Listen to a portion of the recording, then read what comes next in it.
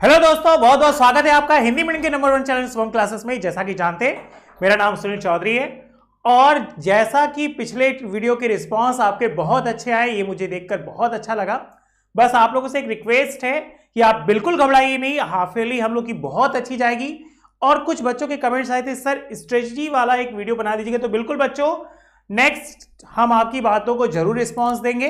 वैसे अगर आपको जानकारी बताए तो मेरा जो कुछ प्रीवियस वीडियो था उसमें स्ट्रेटजी वाले क्वेश्चन भी थे, आपके जो शुभम सर ने उसको ड्रॉप बताया था उसमें भी थे। अगर आपको फिर भी नहीं लगता है तो हम एक आइडिया लेके आए हैं कि हर एक चैप्टर का एक एक घंटे का एक कुछ ऐसा वीडियो बनाया जाए, मतलब वो जिसमें एक वीडियो में पूरे के पूरे चैप्टर को हम आपको समझा सके। अगर ये मेरा आइडिया अच्छा लगे तो आप प्लीज मुझे रिस्पॉन्स करिएगा, जैसा आप कहोगे वैसा हम करेंगे, ठीक है। वैसे अगर हम लोग बात करें तो चैप्टर 4 की बात कर रहे थे, रासायनिक बल गतिकी, और आज हम बात करने वाले हैं लेक्चर 3 की। लेक्चर 3 जाने से पहले अगर हम लेक्चर 2 के कुछ टॉपिक्स को देखें तो लेक्चर 2 में हम लोगों ने क्या पाया, रासायनिक अभिक्रिया। तो हमने पाया कि किसी रासायनिक अभिक्रिया में दो पद होते, एक पद को रिएक्टेंट कहते और रिएक्टेंट से ही प्रोडक्ट बनता है। हिंदी वाले बच्चे, रिएक्टेंट को अभिकारक कहते हैं, अभिकारक, और प्रोडक्ट को उत्पाद कहते हैं। सीधा सा फंडा है कि किसी भी रासायनिक अभिक्रिया में अभिकारकों के द्वारा उत्पादों का निर्माण होता है। अब रासायनिक अभिक्रिया को प्रभावित करने वाले कारक, कि अगर कोई रासायनिक अभिक्रिया हो रही है तो किस बल से हो रही है, उसको प्रभावित करने वाले कारक कौन कौन से हैं। तो ताप हो सकता है, दाब हो सकता है, उत्प्रेरक हो सकते हैं, या उस पदार्थ का सांद्रण हो सकता है। मुख्यतः ये चार कारक बहुत होते हैं किसी भी अभिक्रिया की दर को प्रभावित करने के लिए। उसके बाद हम लोगों ने क्या देखा, अभिक्रिया का वेग या दर। तो हमने पाया अभिक्रिया के वेग या दर को उनके गुणधर्मों के आधार पर तीन भागों में बांट दिया। सबसे पहला आपको बताया था औसत वेग, दूसरा ताक्षणिक वेग, और जो तीसरा था वो था हमारा प्रारंभिक वेग।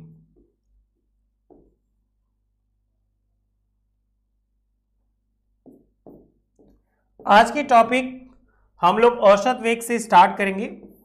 अगर यहां तक आपको कोई भी डाउट्स है तो मुझे कमेंट बॉक्स में या टेलीग्राम पे जरूर भेज सकते हैं। अगर आपके डाउट्स नहीं है तो आप बस एक लाइन में लिख दीजिएगा, यस सर क्लियर है, हम आपकी बातों को समझ जाएंगे। इसे मुख्यतः कहा जाता है एवरेज वेलोसिटी। बताइए, क्लियर? आज की टॉपिक स्टार्ट की जाए। चलिए कॉपी निकाल लीजिए जल्दी से। हम बात करने वाले किसकी, एवरेज वेलोसिटी, मतलब औसत वेग। औसत वेग तीन प्रकार के हैं, औसत वेग, ताक्षणिक वेग और प्रारंभिक वेग। तो औसत वेग की बात होगी आज, जल्दी से कॉपी निकाल लीजिए। अगर आपके डाउट्स हैं तो जरूर बताइएगा, अगर आपके कोई कमेंट्स है तो बताइएगा, हम बिल्कुल ऑनलाइन हो जाते हैं। और जैसे अगर कोई डाउट्स होगा तो मुझे बताइएगा, हम आपके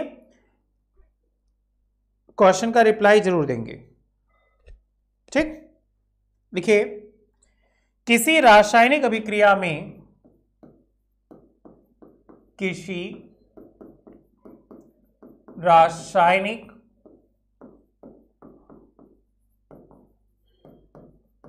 अभिक्रिया में एक निश्चित समय में अभिकारक, एक निश्चित समय में अभिकारक या उत्पाद,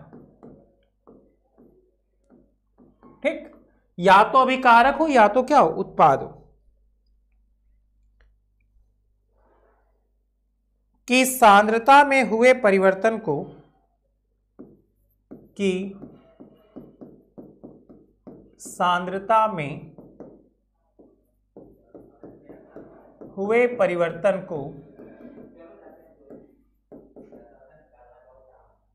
समय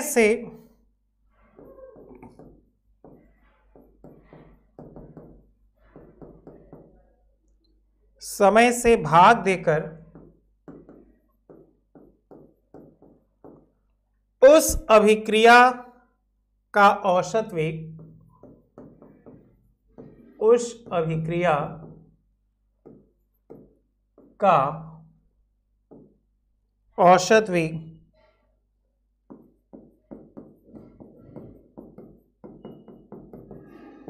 ज्ञात किया जाता है। ठीक है बच्चा। जैसे कैसे दोस्तों, जैसा आप सभी के एग्जाम बहुत ही नज़दीक है, तो इसी को देखते हुए डाउटनट आप सबको सफल बनाने के लिए लेकर आए सफलता बैच। इस बैच में आपको इंडिया के टॉप एजुकेटर लाइव पढ़ाएंगे, आपको पिछले साल के पेपर को सॉल्व कराया जाएगा, आपको नोट्स मिलेंगे, आपकी जो भी डाउट रहेंगे आप पूछ सकते हो, साथ में प्रैक्टिस पेपर और टेस्ट सीरीज भी आपको मिलेंगे। इस बैच में क्लास 9 से 12 तक के बच्चे जुड़ सकते हैं, हिंदी और इंग्लिश मीडियम के, साथ में जेईई एंड नीट के। इस बैच में जुड़ने के लिए, और जो भी बच्चा इस बैच में जुड़ेगा उसे अगले साल के कोर्स भी बिल्कुल फ्री में मिलेंगे। तो ये मौका आपको दोबारा नहीं मिलेगा। जितने भी स्टूडेंट देख रहे हैं, अगर आपको इस बैच में जुड़ना है और अपनी तैयारी अच्छे से करना है तो आप इस नंबर पर कॉल करके जुड़ सकते हो। और आप सभी के लिए एक छोटा सा गिफ्ट मेरी तरफ से, कोड आपको स्क्रीन पर दिख रहा है, अगर आप इस कोड को यूज करते हो तो आपके टोटल फीस से 10% डिस्काउंट आपको देखने को मिलेगा। और जब भी आप इस नंबर पर कॉल करें तो आप इस कोड को जरूर बताएं ताकि आपकी फीस 10% कम हो सके। तो जितने भी स्टूडेंट देख रहे हैं, आज ही कोर्स को ज्वाइन करें और अपनी तैयारी शुरू करें। ऐसे औसत वेग बराबर अभिकारक की सांद्रता में परिवर्तन, अभिकारक की सांद्रता में परिवर्तन बटे परिवर्तन में लगा समय।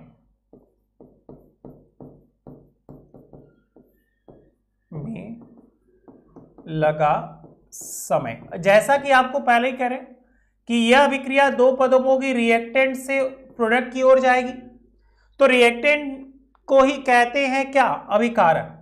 जब सांद्रता में परिवर्तन होगा तो माइनस दे दीजिएगा। अगर हम उत्पाद की बात करें तो जो औसत वेग है उत्पाद के लिए उसको प्लस कर दीजिएगा। उत्पाद की सांद्रता में परिवर्तन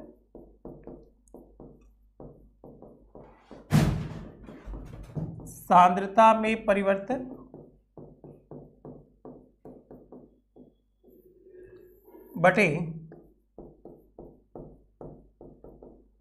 परिवर्तन में लगा समय। चलिए इसको कॉपी करिए, एक छोटा सा नोट बता रहे हैं उसको नोट में आप लिख लीजिएगा। जो माइनस चिन्ह है समय के साथ अभिकारक की सांद्रता में कमी को, समय के साथ अभिकारक की सांद्रता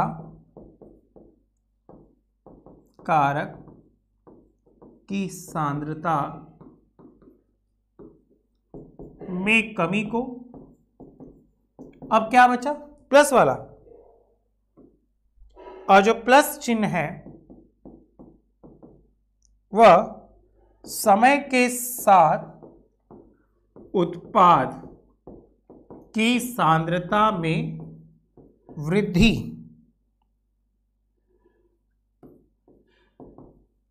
को दर्शाता है।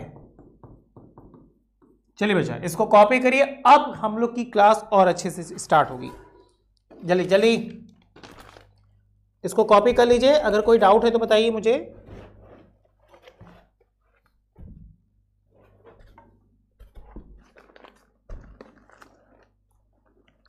ध्यान से समझ में आ रहा है? अगर कोई डाउट है तो बताइएगा। औसत वेग निकालेंगे कैसे? औसत वेग अभिकारक की सांद्रता में परिवर्तन और परिवर्तन में लगा समय और उत्पाद की सांद्रता में वृद्धि। और आइए इसको न्यूमेरिकल से डेविएशन देखा जाए। चलिए, अतः समीकरण से समझिए। माना कोई रासायनिक अभिक्रिया, अब रासायनिक अभिक्रिया होगी तो हमेशा क्या से होगा? आर से पी की ओर, मतलब रिएक्टेंट से क्या? प्रोडक्ट। बताइए, क्या इस बात से आप सहमत हैं? आर जो है रिएक्टेंट है और पी जो है प्रोडक्ट है। समय ले लीजिए। यदि T1 और T2 समय पर अभिकारक और उत्पाद की सांद्रता, समय पर अभिकारक एवं उत्पाद की सांद्रता, बताइए क्या होना चाहिए? क्या हो जाएगा? T1 T2 पर अभिकारक और उत्पाद की सांद्रता क्या हो जाएगा बच्चा? पहला है तो R1 होना चाहिए, यहां 1 दिखा दो। और उत्पाद क्या होना चाहिए? P1 होना चाहिए। उसी तरह T2 होगा तो यहां 2 लगा दो, यहां क्या लगा दो? 2 लगा दो। बताइए, क्लियर? परिवर्तन डेल्टा T बराबर T2 माइनस T1। तो उसी तरह डेल्टा R क्या होगा? परिवर्तन देखो, R2 माइनस R1। उसी तरह डेल्टा P क्या होगा बच्चा? P2 और P1। इसी को कहते हैं परिवर्तन। परिवर्तन को दिखाने के लिए किससे दिखा दिए? डेल्टा जिसके लिए उपयोग होगा वो। तो उसी तरह अगर हमसे पूछे अभिकारक के सापेक्ष, अभिकारक के सापेक्ष अभिक्रिया का औसत वेग, अभिक्रिया का औसत वेग क्या होगा भाई? माइनस डेल्टा आर बटे डेल्टा टी। इसको कर लो 1। अगर उत्पाद के सापेक्ष पूछे, क्या उत्पाद के सापेक्ष अभिक्रिया का औसत वेग क्या होना चाहिए? प्लस डेल्टा पी बटे डेल्टा टी। बताइए, क्या इस बात से आप लोग सहमत हैं? इसको कॉपी कर लीजिए। अगर कोई डाउट होगा तो बताइएगा। एक छोटा सा नियम ला रहे हैं, ये नियम आपको 11 से पढ़ाया गया है। रस समीकरण मिति के अनुसार, रस समीकरण मिति के अनुसार अब हमारे पास दो हो गए, उत्पाद भी हो गया और अभिकारक भी हो गया। तो माइनस डेल्टा आर बटे डेल्टा टी बराबर प्लस डेल्टा पी बटे डेल्टा टी। इसी प्रकार अगर अभिक्रिया क्या हो, देखो A से क्या हो? 2b। यहां पे अभिक्रिया क्या थी, R से P, तो क्या आया रिजल्टेंट, डेल्टा R बटे डेल्टा T बराबर प्लस डेल्टा T। अब हमसे कह दिया क्या,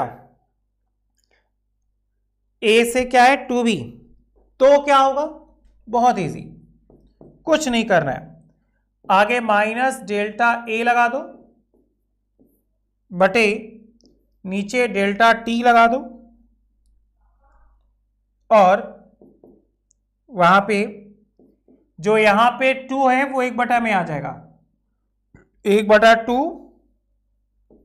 डेल्टा B बटे डेल्टा T। बताइए क्या इस बात से आप सहमत हैं, ये चीज आपको समझ में आ रही है अच्छे से, कि जैसा रासायनिक अभिक्रिया होगी वैसा ही निर्देशांक निकल में आएगा। ठीक, एक छोटा सा दे रहे हैं, क्लास वर्क करिए।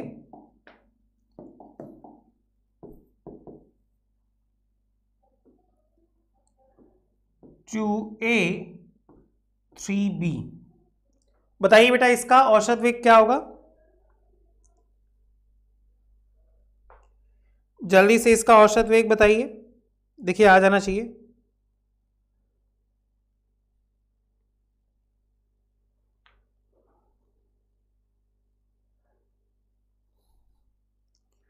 औसत वेग बताइए,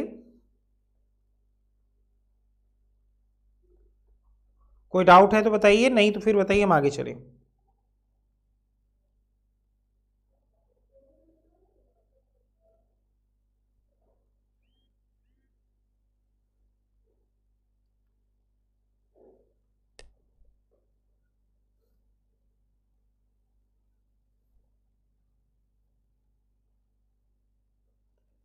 नहीं आ रहा है,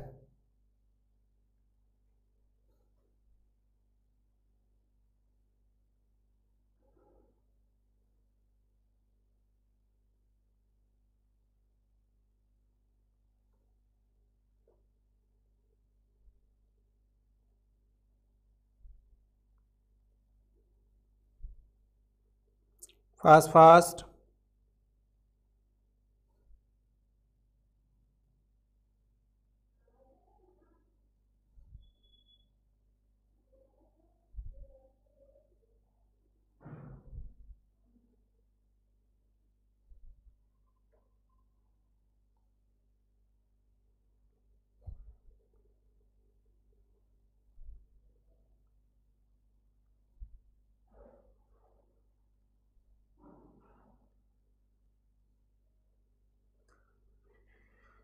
चलिए कर लीजिएगा, हम लोग थोड़ा सा आगे बढ़ते हैं। देखिए यदि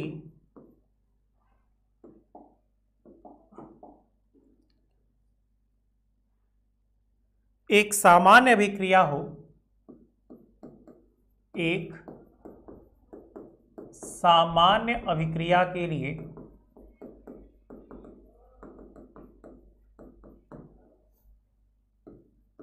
N1A, ये गुणांक है N1 N2, ये अभिकारक के साइड थे, उधर को हम M1 और C और M2 और D मान लें। ठीक, तो अब हम इसमें क्या लगाएंगे, रस समीकरण मिति नियम लगाएंगे, रस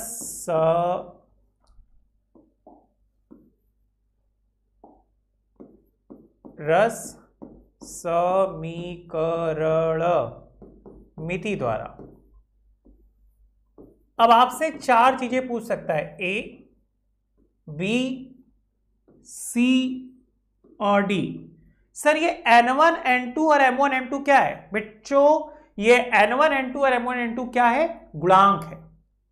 ठीक, तो क्या है,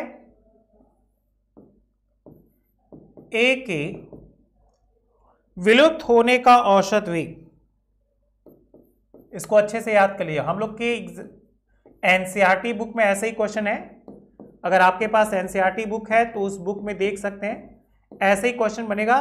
ए के विलुप्त का, बी के विलुप्त का, सी के विलुप्त का, डी के विलुप्त का। तो जो भी आपके एनसीईआरटी बुक या जो भी क्वेश्चन बैंक से आप पढ़ रहे हैं उसमें देखिएगा इस टाइप के क्वेश्चन जरूर देखने को मिलेंगे। तो क्या है, ए के विलुप्त होने का औसत वेग, होने का औसत वेग। उसी तरह बी पूछा, तो बी के विलुप्त होने का औसत वेग, फिर सी के बनने का, क्योंकि उत्पाद में आ रहे तो उसका औसत वेग पूछ सकता है। और क्या हो गया, डी के बनने का औसत वेग। तो फंडा आपको क्या बताए थे, फंडा आपको बताए थे कि अभिकारक वाला हमेशा नेगेटिव में आएगा और उत्पाद वाला हमेशा पॉजिटिव आएगा। तो अभिकारक में क्या हो गया भाई, माइनस कुछ नहीं करना है, डेल्टा ए बटे डेल्टा टी। बी है तो कुछ नहीं करना है, इधर वाले को ऋणात्मक रखिएगा, क्या, डेल्टा बी बटा डेल्टा टी, ये ऋणात्मक रहेगा। अब उत्पाद वाले को हमेशा प्लस में रखते हैं, तो क्या हो गया, प्लस डेल्टा सी बटा डेल्टा टी। अब यहां प्लस डेल्टा डी बटा डेल्टा टी। बताइए, पहले बताइए इतनी बात पकड़ में आई कि नहीं? ठीक है। अब ट्रिक क्या कह रहा है, ट्रिक ये कह रहा है कि इसके आगे जो गुणांक लगे होंगे वो बटे में आ जाएंगे। तो ए के आगे क्या लगा है, n1, ए के आगे लगा है n1, तो 1/n1। बी के आगे n2, तो 1/n2। अगर गुणांक नहीं होगा तो मत लगाइएगा। उसी तरह सी के आगे m1, तो 1/m1। डी के आगे 1/m2। फंडा क्या कह रहा है, फंडा एक छोटा सा कह रहा है, अभिकारक ऋणात्मक होगा, गुणांक जो n1 और n2 है नीचे आएगा। दूसरा, उत्पाद धनात्मक होगा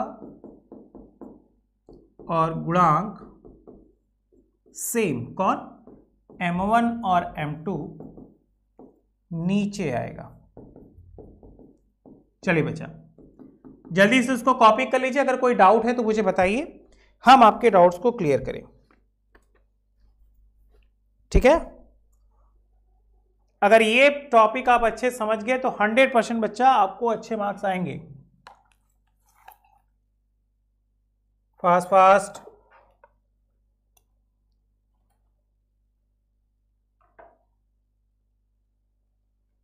ठीक है,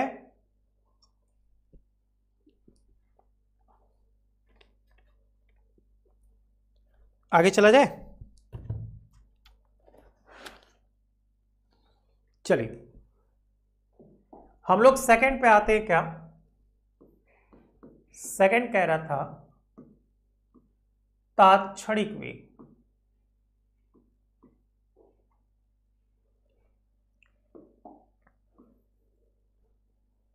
सेकंड हेडिंग था हमारा तात्क्षणिक वेग।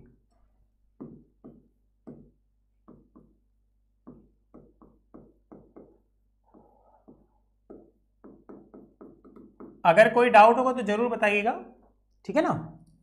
तात्क्षणिक वेग लिखे, किसी निश्चित क्षण पर अभिक्रिया का वास्तविक वेग,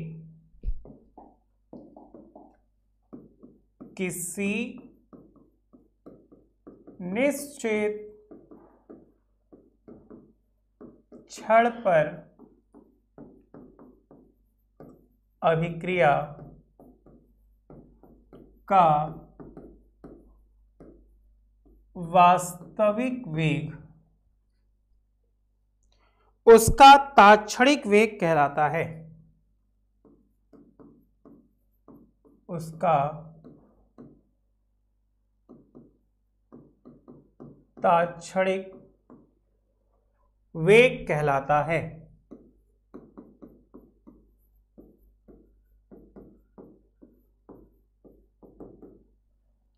ठीक है,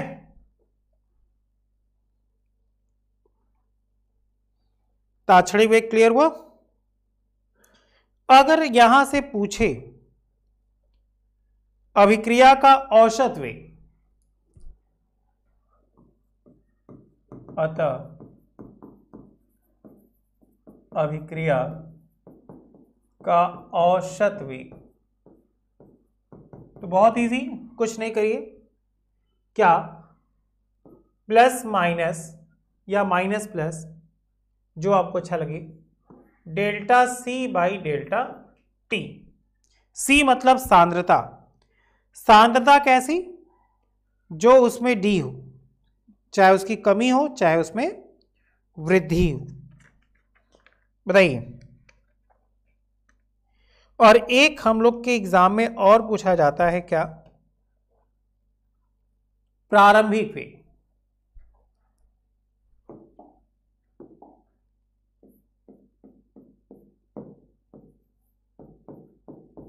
प्रारंभिक वेग लिखिए बच्चा, कॉपी करते रहिए, डाउट है तो बताते रहिए। प्रारंभिक वेग में एक चीज और पूछा जाता है आपसे, ग्राफ। ठीक है ना, डाउट है तो बताइएगा। लिखिए, प्रारंभिक वेग का मतलब क्या, प्रारंभ में जो समय होता है वो हमेशा जीरो से स्टार्ट होता है। समय पर किसी अभिक्रिया का वेग, किसी अभिक्रिया का वेग उसका प्रारंभिक वेग कहलाता है। उसका प्रारंभिक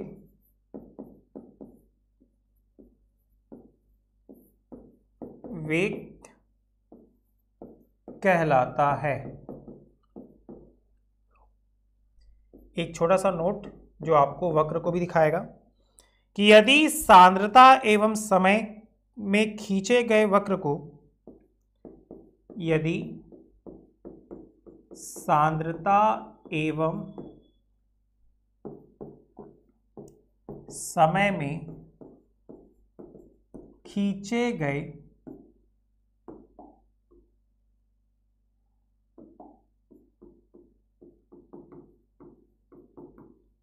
वक्र को ऊपर की ओर बढ़ाए तो, ऊपर की ओर बढ़ाए तो यह सांद्रता अक्ष को बिंदु ए पर काटता है। यह सांद्रता अक्ष को बिंदु ए पर काटता है। बिंदु ए पर t बराबर 0, बिंदु ए पर t बराबर 0, अतः इस बिंदु पर खींची गई स्पर्श रेखा का ढाल अभिक्रिया का प्रारंभिक वेग कहलाता है। इस बिंदु पर खींची गई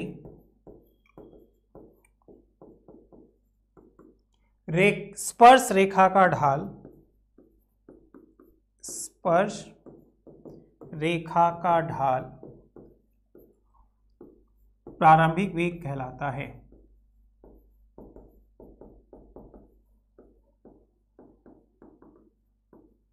कैसे ढाल खींचा भाई?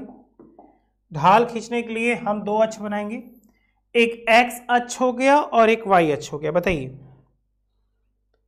क्या ये बात समझ में आ गई? इसके बाद यहां पे रख लीजिए t बराबर 0, इधर ले लेते हैं हम लोग समय, और बेटा इस y अक्ष पे हम लोग ले लेते हैं क्या, सांद्रता, क्योंकि आपके बोर्ड एग्जाम में दोनों चीजें बहुत मोस्ट इंपॉर्टेंट है। अब हम लोग क्या देख रहे हैं कि एक ढाल A बिंदु से आ रहा है, अब ये जहां काटेगा इसी को कहते हैं क्या, स्पर्श रेखा। बताइए, कॉपी करिए।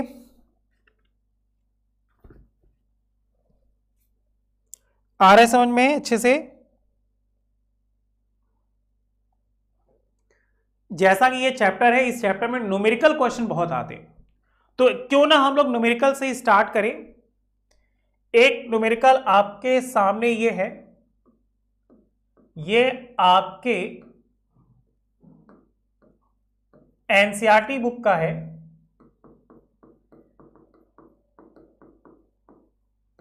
तो जल्दी से आप इसके लिए तैयार हो जाइए आंकिक प्रश्न के लिए। लिखिए, अभिक्रिया A+2B से 3C बना। ठीक है, क्या पहला प्रश्न है बेटा, अभिक्रिया A+2B से क्या बना, 3C। A+2B से 3C बना के लिए किसी छड़ पर, ध्यान दीजिएगा,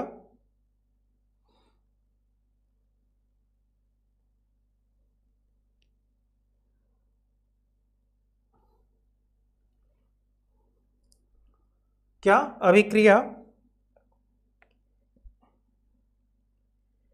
A+2B से क्या बना, 3C के लिए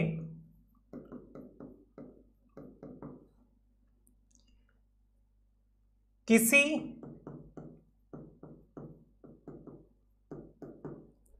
छड़ पर C के बनने की दर 10⁻²।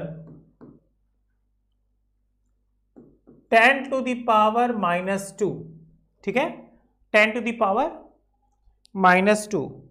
मोल प्रति लीटर सेकंड हो, तो उसी छड़ पर A और B के, उसी छड़ पर A और B के विलुप्त होने की दर ज्ञात कीजिए। विलुप्त होने की दर ज्ञात कीजिए। चलिए भाई कीजिए।